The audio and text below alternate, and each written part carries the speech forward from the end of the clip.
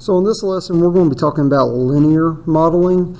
And to start with, Allison hikes in X hours, write an equation of the line, and interpret the slope using this graph. So that's the first thing we're going to do. To do that, I am going to write out to the side y equals a times x plus b. A will be my slope. B will be my y-intercept. So one of these values I actually already know, and that would be b. B is actually going to be a y-intercept of 0. So there's going to be nothing there for b. I do need to calculate my slope really quick. Going from 0, 0 over to my point, I'm going to consider rise and run. And it's rising 24.5 units. And it's running 7 units. While it doesn't look like that, that's because your scale factor has been jacked up a little bit here.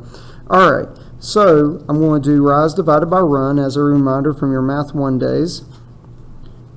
For my slope, that's what A will equal. If you're using an M for slope, that's totally fine, no difference. And that's going to be 24.5 divided by 7. You may use a calculator to find 3.5 as your slope. So y equals 3.5 times x. Now I did also say to interpret the slope. So here's my interpretation. That is Allison walks 3.5 miles every hour. Or you could say hikes.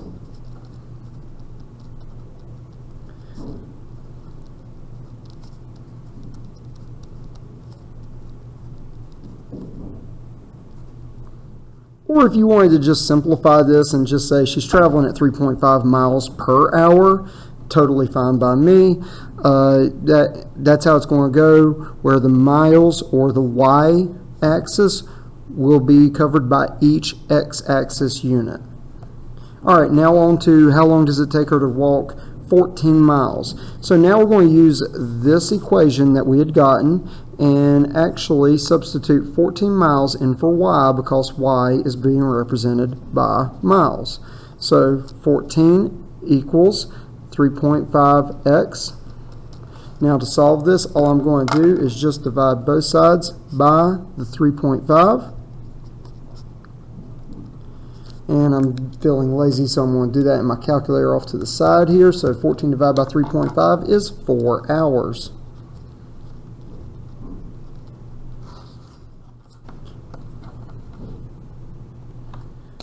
So here's example number 2. We are going to compare 2 different babysitters in this problem.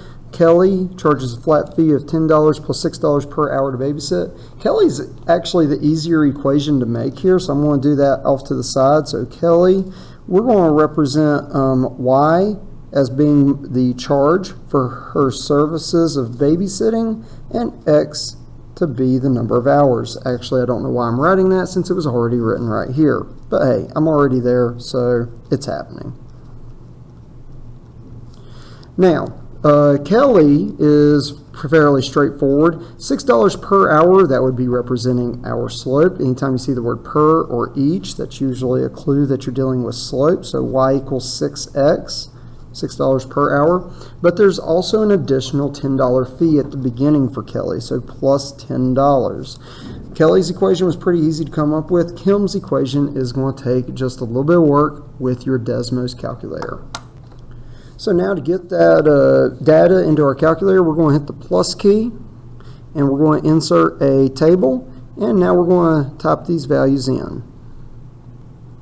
And I've already put those in now, and what I'm now going to do is I'm now going to move down to box 2 in order to get my equation, my line of best fit, my linear regression from the calculator. How that is done, type in this formula, y1.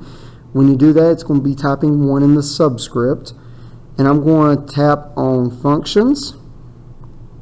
And I'm going to go over to statistics. No, I am not. Hang on just a second. Sorry about that. If I'm unable to edit it out, oh well. So what's going to happen is after you type in Y1, hit the ABC button, and you're going to enter this tilde. It's a little squiggly line. There you go. So y1 is going to approximate 2, and now what's going to happen is I'm going to type in my slope-intercept form for a line, which is AX1 plus B. This is going to make a lot more sense in person if you're able to catch it. Now, all the things that it's telling me right here is actually really useful information. This was a perfect line of fit to the data because it's a 100% fit to the data because R squared is equal to 1. I know the slope is $4 per hour. That matches what I'm seeing here. It's going up $4 every hour. Her initial fee must have been $18 to just show up. So now I'm ready to write down Kim's equation. Y equals 4x plus 18. Now, what I'm going to do is we're going to see who charges more per hour. So we're going to answer that first question. That answer is Kelly. Kelly charges $2 more per hour. Because she charges $6 an hour, Kim only charges $4 per hour.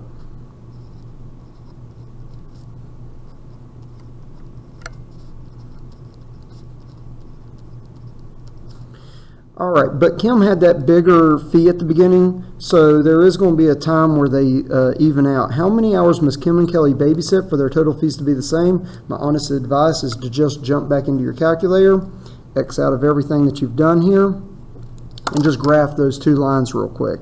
So that's what I'm going to do. I'm going to graph Kelly right here, Y equals 6x plus 10, and I'm going to graph Kim as 4x plus 18.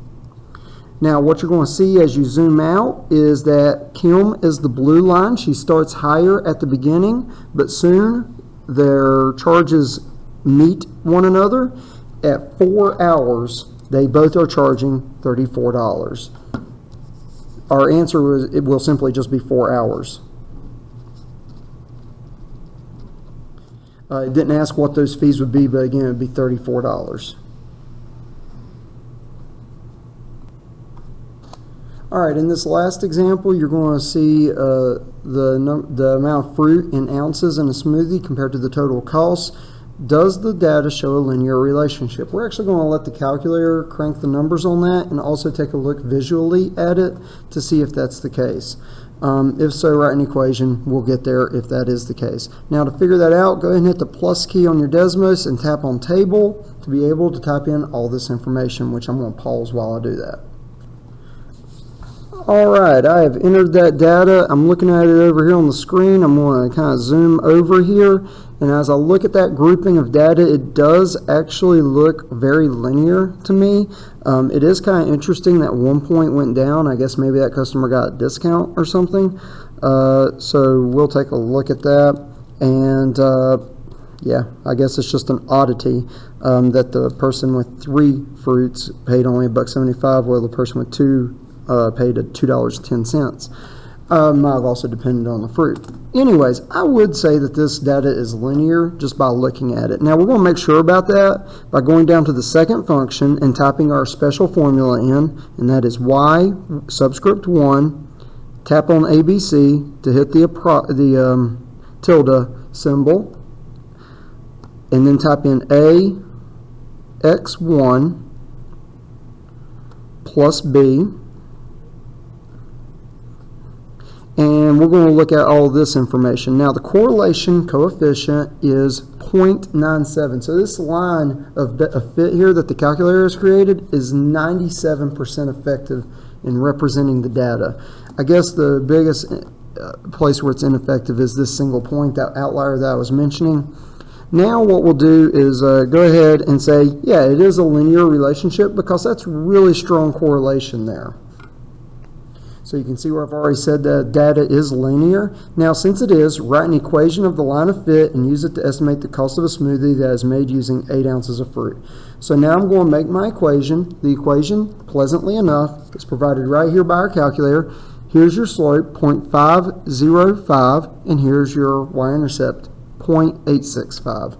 I'm going to go ahead and write that in. Y equals 0.505x plus 0.865.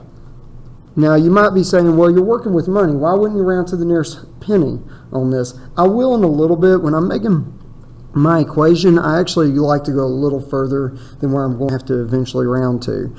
Now that I've done that, let's estimate using 8 ounces of fruit. So here's my last answer, going to come from y equals 0.505 times 8 ounces of fruit plus 0.865.